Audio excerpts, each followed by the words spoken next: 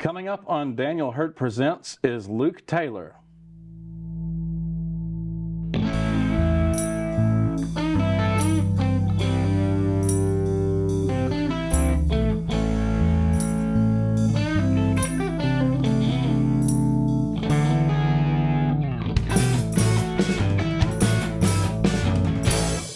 My guest today is Luke Taylor. He's a Paducah singer-songwriter who's been around for about 10 years. He's played in bands such as the Cuttin' Jessies and Leonard the Band, and now he has a solo career with a solo album out recently released a few months ago called Filbo. But before we talk to Luke, let's go ahead and hear from him, Luke Taylor. Hello, my name is Luke Taylor, and I'm going to play some music for you tonight. This song is called Horizon.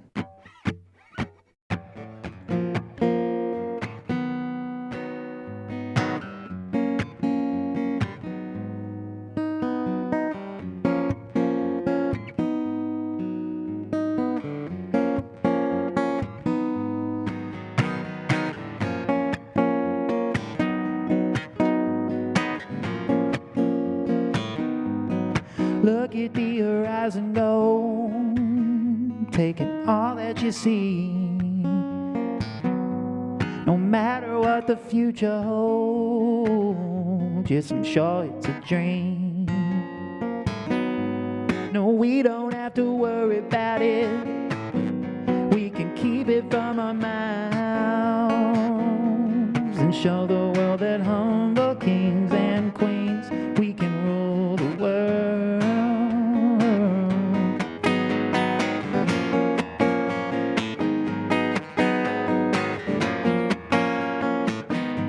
We're feeling like $1,000,000, like we're swimming in green.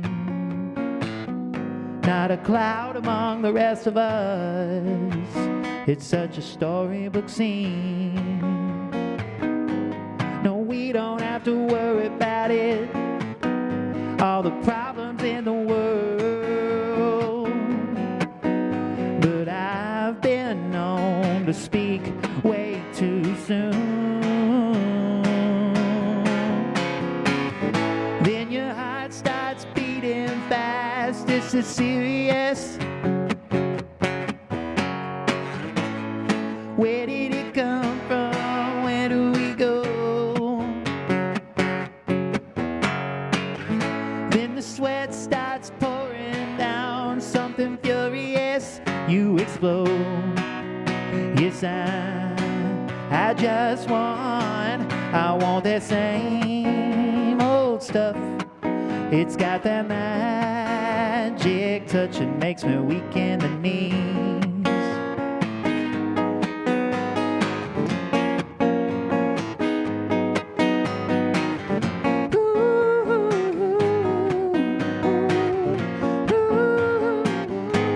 We can blame it on the silhouettes that we saw from afar, fictitious evil syndicates and nighttime shooting stars.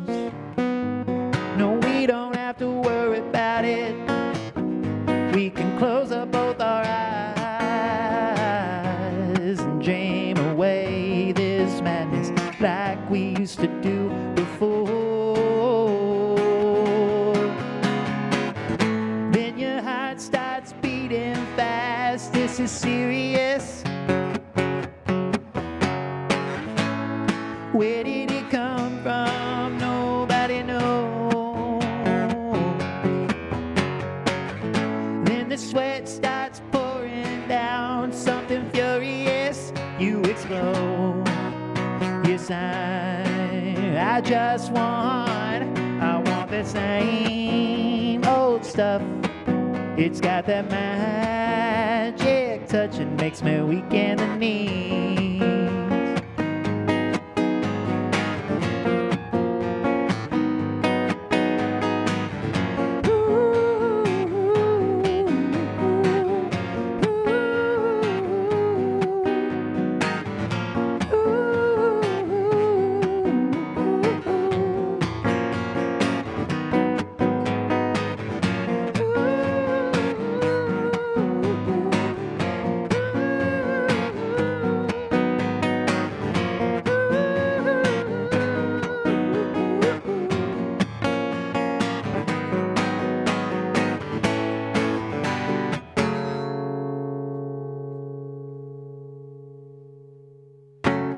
This song's called Make It Up As You Go.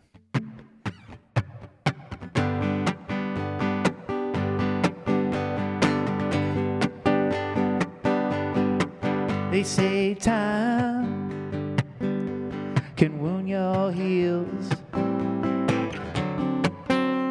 You don't understand, but I know it's the way that you feel. It's got you tied up in knots. It's taking all that you got. If you don't think about it enough, you might move on. Now we ain't got no choice. You get what you get, ain't no reason for raising your voice. Can't even get down the street. These cinder blocks on my feet. If you don't walk around it so much, you might move on. There's no need for taking heed. If you could wish it away, it'd be heaven. You'd spend all three in a day. Slow down all the plans you've been making. Get yourself a new pair of shoes and make it up as you go.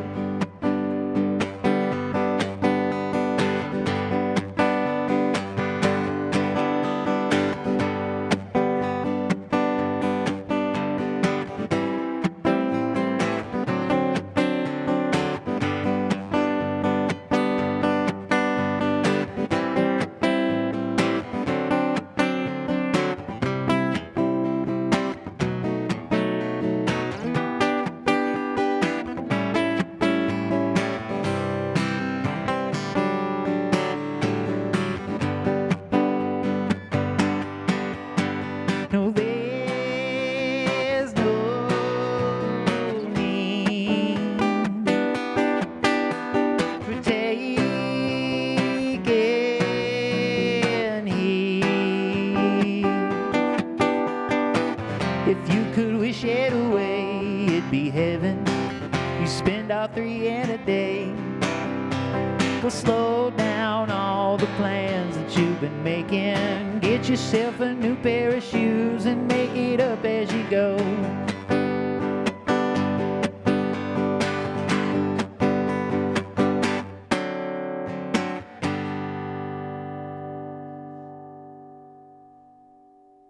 This song is called Monster.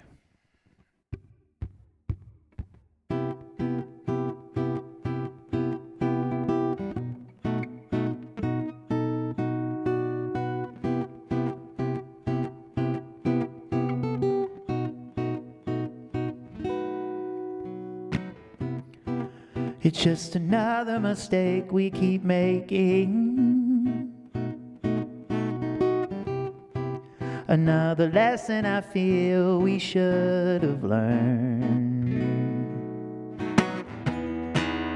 But the clock on the wall isn't making anything easier for me right now.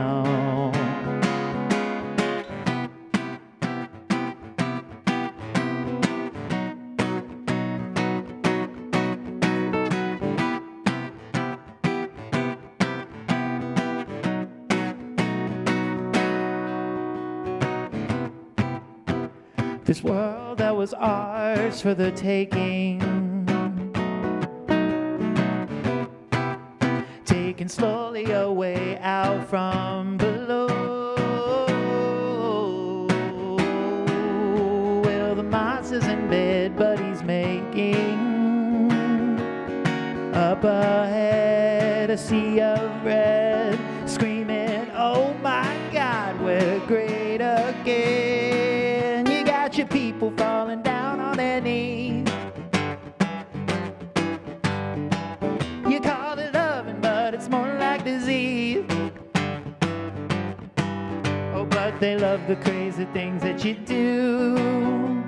They love the crazy things that you do.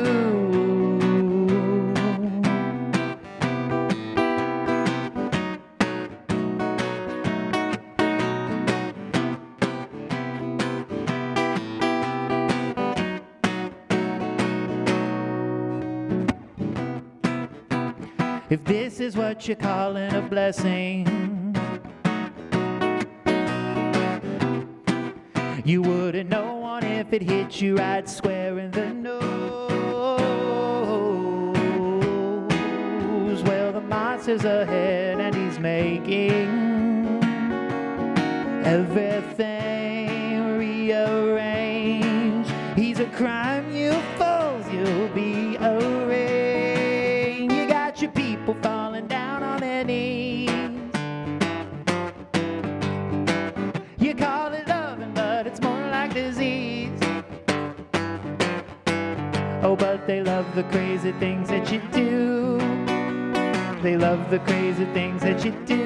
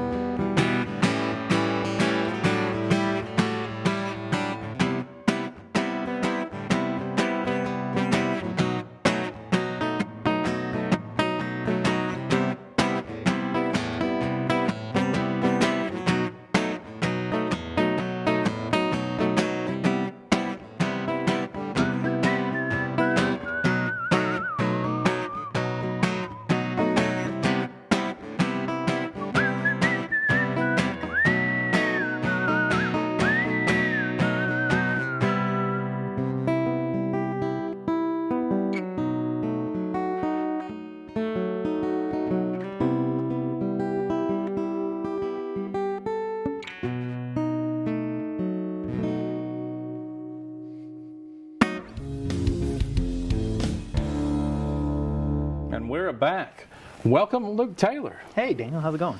Man, I'm so glad to have you here. We're starting out season 4 with a bang. I'm glad that you could be here and talk about Filbo. You played Clemens Fine Arts Center this year too. Yeah. Just recently. First, though, let's get to know you. Tell us a little bit about yourself and how you got into music. Well, name's Luke Taylor. I was raised in Metropolis, Illinois, Southern Illinois, and since I was a little kid, that's all I remember is music. My dad, always had his CDs out, his records out. He was a big Pink Floyd guy and Rush and Tom Petty, and classics. The classics, man. The classics. And it was always available. Like he wasn't like, don't get in my CDs, don't get. No, he was very, forward and wanted you to listen to music. Plus, his side of the family was very, very musical. We always had family reunions where, everyone played an instrument, and it was so much fun. And my cousin Andy still is a fantastic guitar player. And I also was a huge Back to the Future fan. There's a lot going into this, I know. Mm-hmm. But I was a huge Back to the Future fan, and Marty McFly's solo, in the Under the Sea dance. Yeah. Marty McFly solo and Johnny Be Good. Yeah. I was just blown away, and then it's your cousin Marvin Berry. I love that. Yeah, listen to this. I love it, man. But yeah, I saw him play that at one of the family reunions, and ever since then, I was like, I want a guitar. I got my first guitar when I was 7. It was an electric guitar. It was like a Japanese Lotus, off-brand of a Strat. So Chuck Berry was like the. I guess you could say that, the real king of rock and roll. Yeah, Chuck Berry, that's pretty awesome. But yeah, I was never allowed to plug in for a long time. So with the electric, I was just back there strumming chords, So. Yeah, So it was always guitar? Had that always been the first passion, at least? It was always guitar, and then I dove into a mandolin for a second and played mandolin for a little bit when I was probably 12. I don't know what made me want to play mandolin. It's a cool instrument. It's an awesome instrument, yeah. But I did that for a little bit, off and on. I played mandolin. Makes me think of like Led Zeppelin, Battle of Evermore. I think that might have been it. Yeah, honestly. But either that, or there was like a song from the band Heart that had a mandolin in it that my dad would always play. Yeah. But one of those, I wanted to play mandolin. So it was family, but it was also some classic rock too. So was it artists like Pink Floyd that made you want to do music like that? Yeah, it was, Pink Floyd, mainly, honestly, it was Tom Petty. Tom Petty was the big one. I can see that, yeah. Yeah, I think he's, if the top 5, the Mount Rushmore of singer-songwriters, it's Tom Petty's up there. He's just got that cool sound. He's so cool. Yeah. He's so cool, and no one sounds like him. And you can tell it's the music. I mean, everything was dialed in with Tom Petty, and I heard that at a young age. And Damn the Torpedoes, man, that was the first album I heard. Oh, it's a great record. I mean, it was just every single song. Refugee, man. Dude, I love it. I love it. It's a great album. But that wasn't where you started, right? So you actually joined the Navy at one point, right? Yeah. So I was, playing music in high school. I was in a band. I was in a band in high school. We were an acoustic emo band called Alone at Decay. Are there photos of that era? Thankfully, no. No, I wasn't like super emo, but I was pretty emo. No, but anyway, I joined the Navy 2007 when I graduated high school, and I was in the Navy for about 5 years. I lived in mainly California, San Diego, California, and that's when I really started trying to write songs. And What made you decide to join the Navy? Because that's kind of a big jump. Yeah, well, my father was in the Navy, my uncle was in the Navy, my grandfather was in the Navy, everybody was in the Navy, and I was, I really loved my country, and I wanted to serve my country, and I wanted to, go to college for free and travel the world. I mean, I know that sounds very cliche, but I mean, it's there are a lot of opportunities. Opportunities, yeah, and it really taught me, a lot about the world and about, putting yourself in other people's shoes, in all these different countries and meeting different cultures, You think it made you a more well-rounded person? I really do. I think I'd be a completely different person if I wasn't in the military. Yeah, so. Learning different cultures can make one. Once you understand a different culture, you're maybe not, as hesitant to associate with and things like that. Yeah. Exactly. You really think about things when it comes to, certain. Yeah. Did you enjoy your time in the Navy? Oh yeah, I had a lot of fun. It was. Actually, if there was a pros and cons list. The cons outweigh the pros, just put it that way. Yeah. I made a lot of really great friends, lifelong friends, and saw a lot of really cool stuff I don't think I'd ever see if I wasn't in the Navy. Yeah. And, it was a lot of fun. So where all did you travel to? Manila, Thailand, Singapore. Southeast Asia mostly. Yeah, a lot of South because we were on the West Coast. We were Bahrain, Dubai, Malaysia. I mean, it was fantastic. Yeah. We were everywhere. What made you decide to come home? Really, it was because a career would make... A career would, retire. I would retire 3 years from now. I kind of crazy to think about. I know I'm getting old. No, but what made me want to get out was I really wanted to dedicate time to music. I missed home so bad. I hated living in California. And I wanted to grow a beard. I know that's weird, but I wanted to grow a beard. As someone with long hair and a beard, I completely understand. I basically just wanted to be myself. Yeah. You can't really be yourself when you're in that environment, or at least, I wanted to be myself all the time. Authentically you. Yeah, I completely understand that.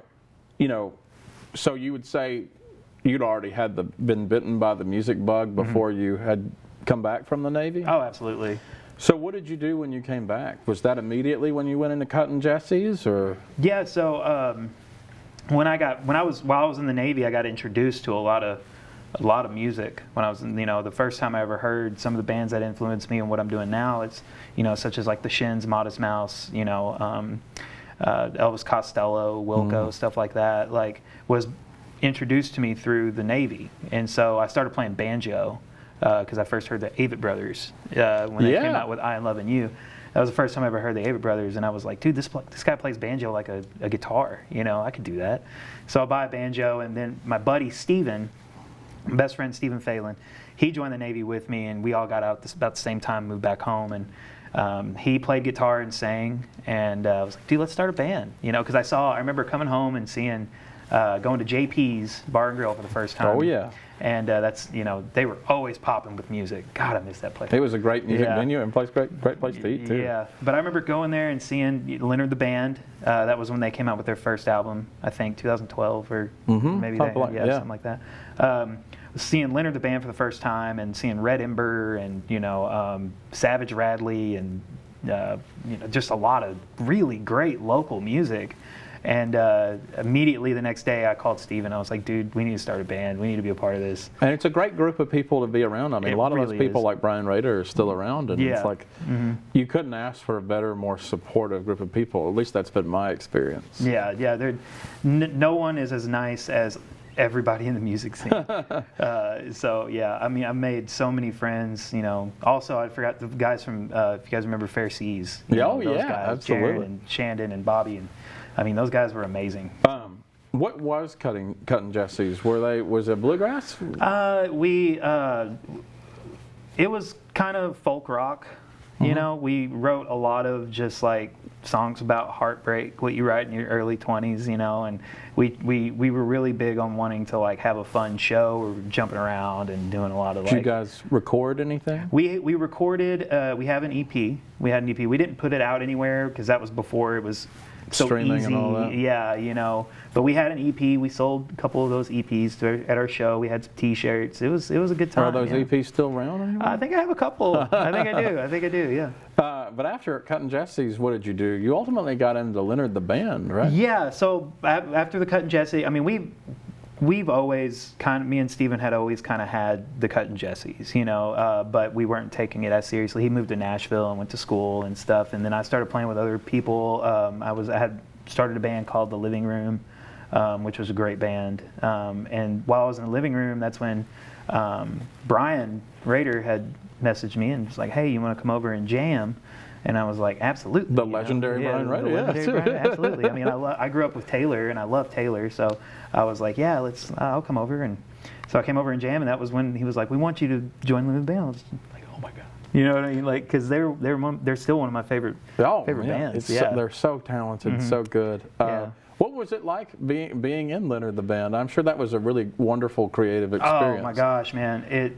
Being in Leonard the Band was the first time I'd ever been in like a full-on band. With drums, bass, because everything I did was either bluegrass or just a two-piece. Yeah. So that was the first time I'd ever been in a band where it was you had all that and you were bouncing off so many different aspects and different stuff and.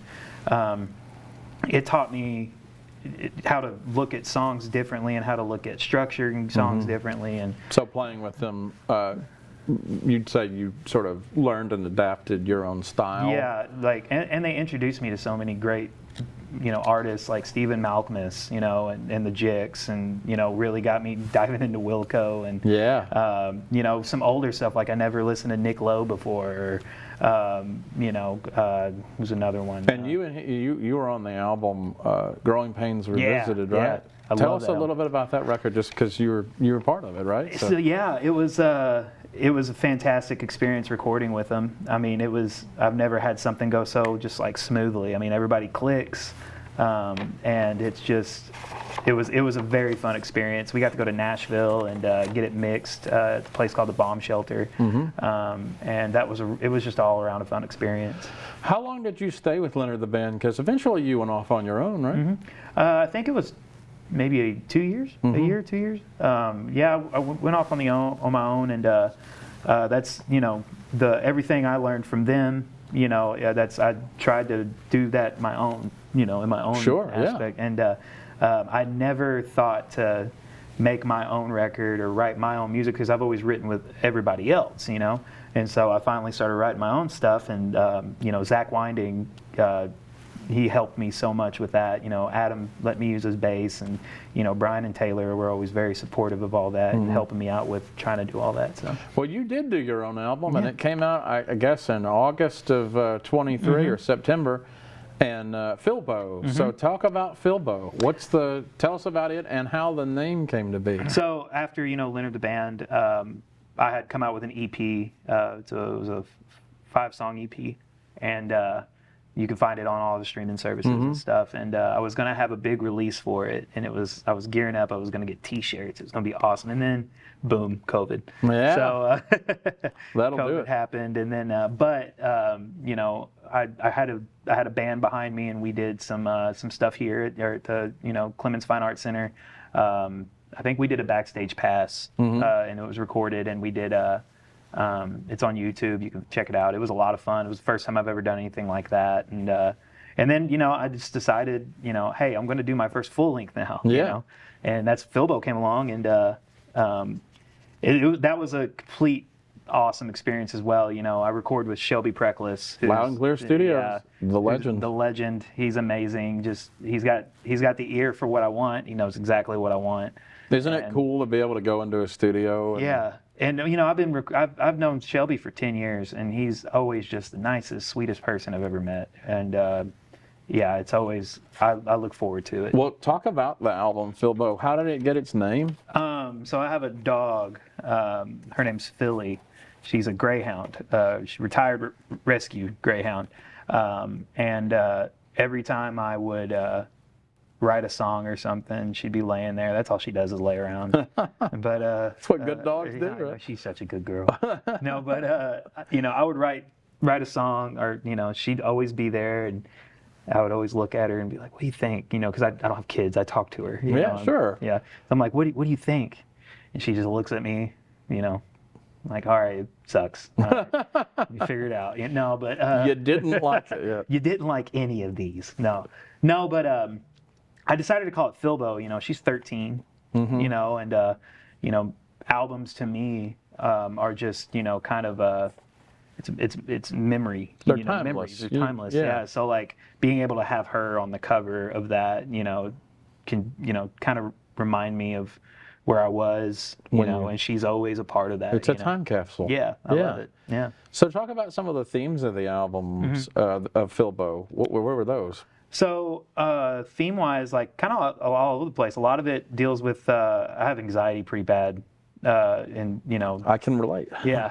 I think we all have anxiety now after that, But a lot of it deals with that. A lot of it deals, there's some political messages in there too.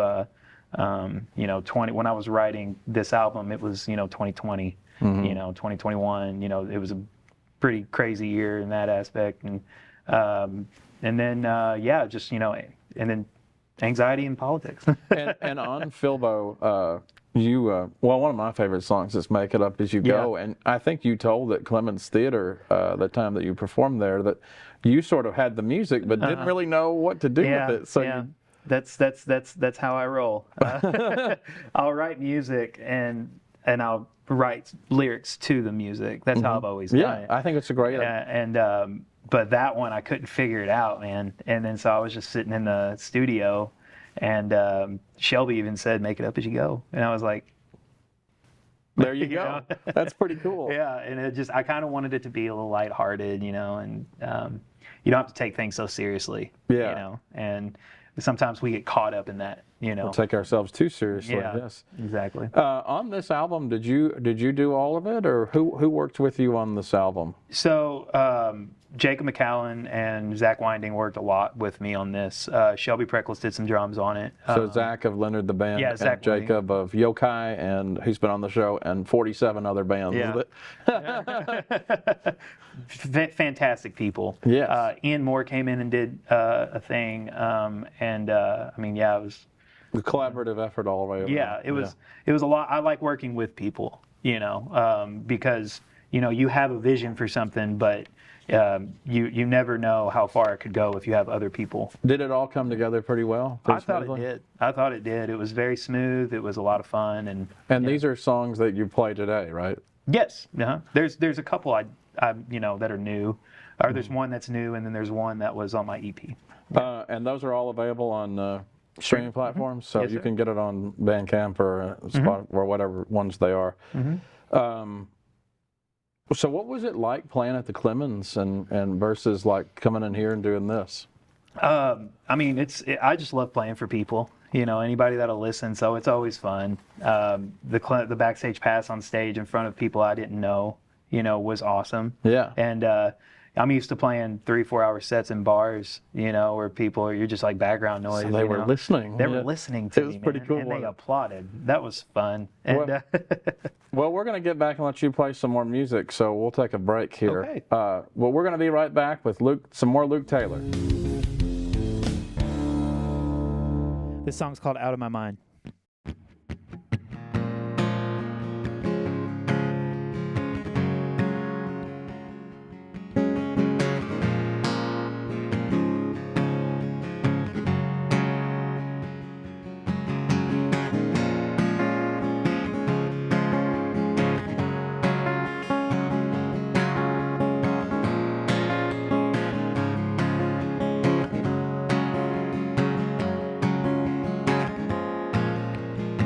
Think I should give it a rest.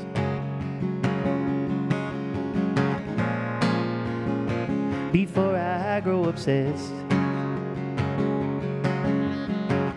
One wicked mess of a riddle that plays with my head like a fiddle. It's driving me wild. Well, I can't get her out of my mind. No, I can't get her out of my mind. I just need time to rewind and just leave her behind. Well, I can't get her out of my mind right now.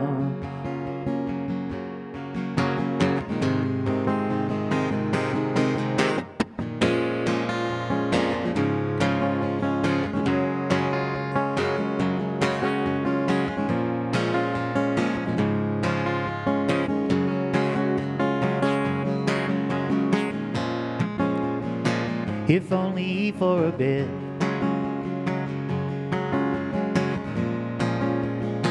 I could be rid of it. Fuels every ounce of my bad dreams. Sticks her claws inside and she never leaves. It's driving me wild. Well, I can't get her out of my mind. Well, I can't get her out of my mind. I just need time to rewind and just leave her behind.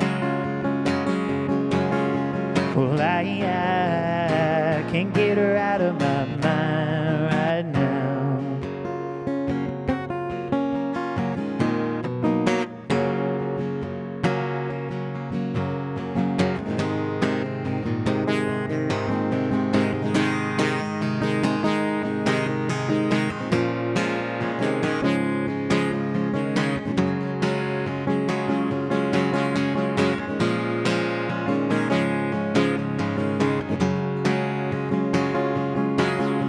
Well, I can't get her out of my mind.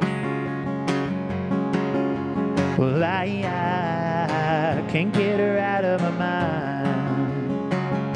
I just need time to rewind and just leave her behind.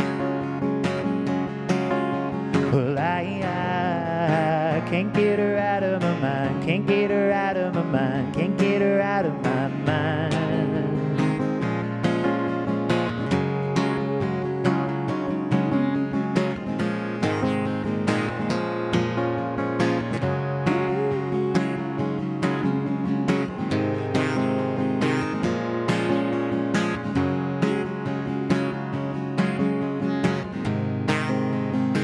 Can't get her out of my mind right now.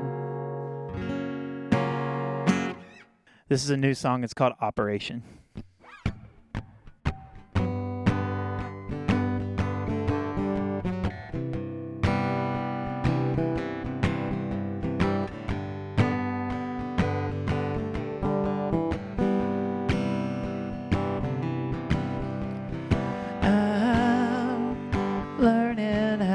how to say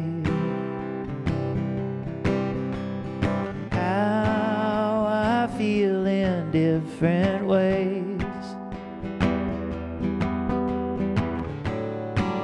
It's not something that rolls easily off of my tongue.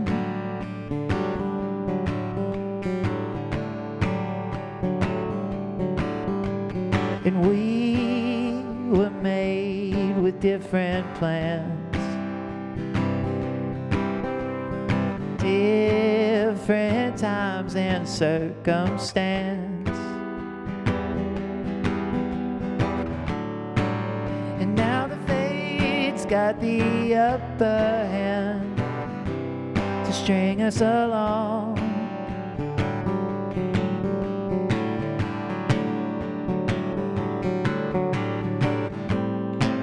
We're operating on programming from before, when we were one.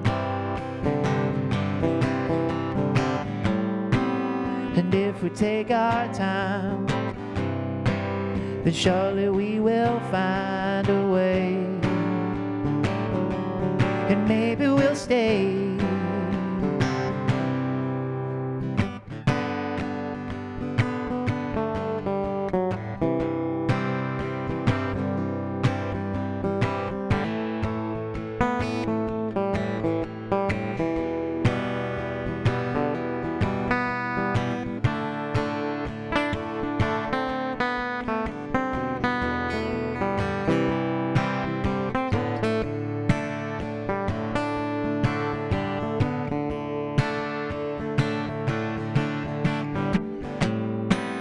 We're operating on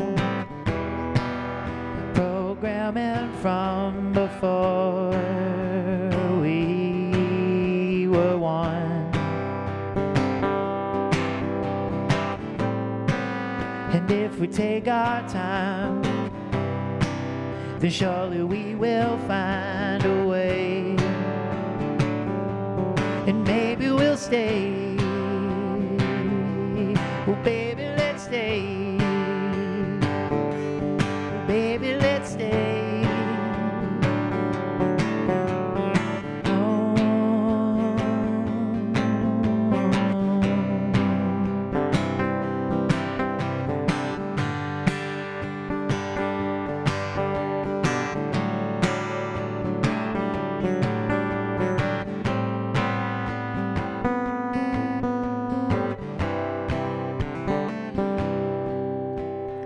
I'm learning how to say how I feel in different ways.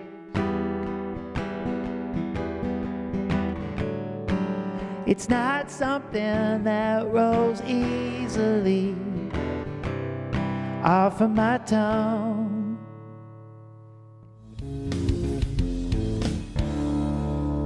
And we are back. Thank you, Luke, for being here. Yeah, thank you for having me, Daniel. Appreciate it. It's a good way to start the season, and you're welcome back anytime. Yeah, can't wait to come back. All right, Yeah. thank you. That was my guest, Luke Taylor, singer-songwriter from Paducah. Hope you'll join us next time. Thanks for watching.